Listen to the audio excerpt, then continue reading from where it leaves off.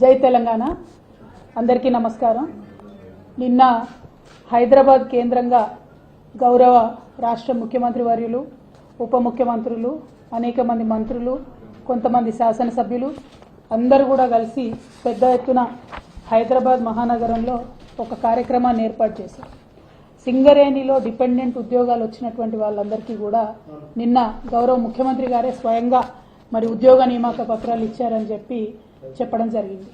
వాస్తవానికి ఇదెంత సిగ్గుచేటంటే డిపెండెంట్ ఉద్యోగాలు అనేటటువంటిది పోగొట్టిందే కాంగ్రెస్ పార్టీ।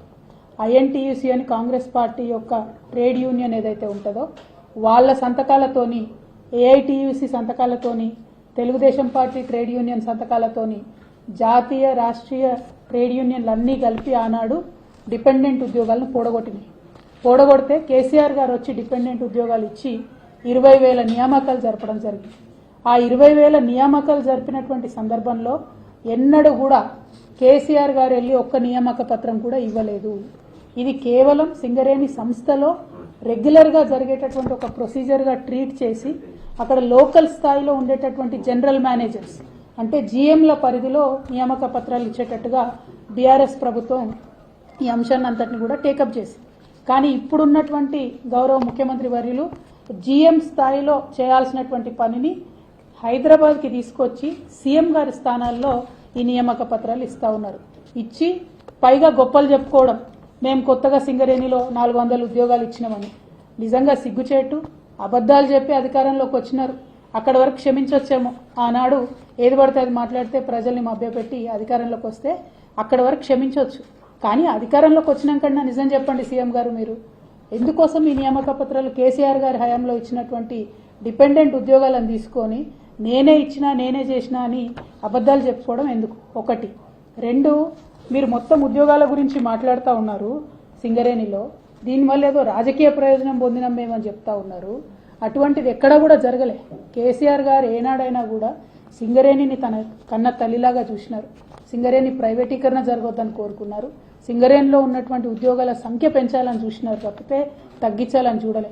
మీ గురువు గారైనటువంటి చంద్రబాబు నాయుడు గారి హయాంలో మాత్రమే సింగరేణిలో గోల్డెన్ హ్యాండ్ షేక్ ఇచ్చి ఉద్యోగులందరినీ తీసేసి ఉద్యోగుల సంఖ్యను తగ్గించినారు।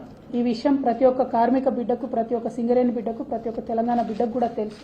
కాబట్టి అబద్ధాలు చెప్పడం మానేసి మీరు కొత్తగా ఇస్తున్న ఉద్యోగాలు ఎన్నో దయచేసి చెప్పాలని చెప్పి ఈ సందర్భంగా నేను గౌరవ రాష్ట్ర ముఖ్యమంత్రి రేవంత్ రెడ్డి గారిని డిమాండ్ చేస్తా ఉన్నాను। అదేవిధంగా నిన్నగాక మొన్న స్టాఫ్ నర్సులు, రేపు ఇచ్చేటటువంటి పోలీస్ కానిస్టేబుల్ ఉద్యోగాలు, మినీ అంగన్వాడీలను ఉంటారు 4,000 మంది, వాళ్ళని అప్గ్రేడ్ చేసింది టీఆర్ఎస్ ప్రభుత్వం। ఇవాళ వాళ్ళని ఫోర్స్ చేసి కింద స్థాయిలో ఎక్కడికక్కడ శాసనసభ్యులు పిలిపించుకొని ప్రభుత్వం మారింది, ఇప్పుడు ఎమ్మెల్యేలు వచ్చి మీకు ఇస్తారు నియామక పత్రాలు అని చెప్పి చెప్తున్నటువంటి సందర్భాన్ని ఆ కింద స్థాయిలో ఉండేటటువంటి ఆడబిడ్డలు, మా అంగన్వాడీ అక్క చెల్లెలు చేసి బాధపడుతున్నటువంటి సందర్భం।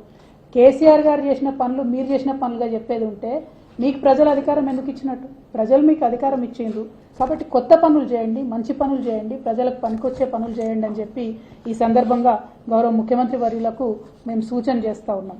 దీంతో పాటు బాగా పెద్ద ఎత్తున కేసీఆర్ గారి ప్రభుత్వాన్ని దూషించడంలో ఇప్పుడున్నటువంటి ముఖ్యమంత్రి గారు ఆనాడు ప్రచారంలో ముందున్నారు। ఆ విషయం ప్రజలందరికీ కూడా తెలుసు। చాలా పర్సనల్గా, వ్యక్తిగతంగా కూడా ఆరోపణలు చేసినటువంటి ఆరోపణలో మహేందర్ రెడ్డి గారని మాజీ డీజీపీ గారు ఉన్నారు। ఆయనను పట్టుకొని ఇప్పుడున్నటువంటి రాష్ట్ర ముఖ్యమంత్రి వర్యులు భయంకరమైనటువంటి పద్ధతిలో ఒక ఆడపిల్లగా నేను ఉచ్చరించడానికి వీల్లేనటువంటి మాటలు కూడా ఆనాడు మహేందర్ రెడ్డి గారిని ఇప్పుడు ముఖ్యమంత్రి గారు మాట్లాడారు।